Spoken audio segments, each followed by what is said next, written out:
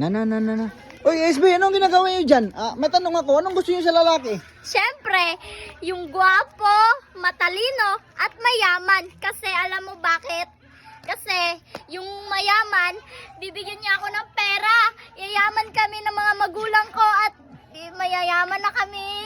Oh, ganun ba ikaw? Ako, ang gusto ko sa lalaki yung may mga abs, tsaka ang hot-hot, yun yung mga gusto ko Absolute, na.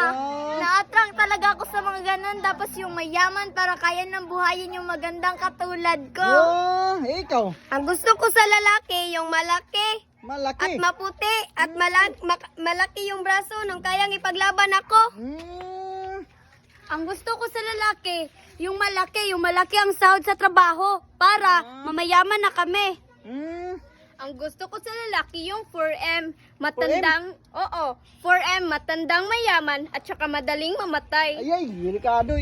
Ang gusto ko sa lalaki, yung mataas ang ilong at malaki yung itlog. Ah. Itlog binibenta niya. Binibenta niyang itlog. Siguro balot yun. Oo, balot yun. At maputi at mataas ang ilong. Madaling mamatay yung gusto namin. Madaling mamatay na yaman.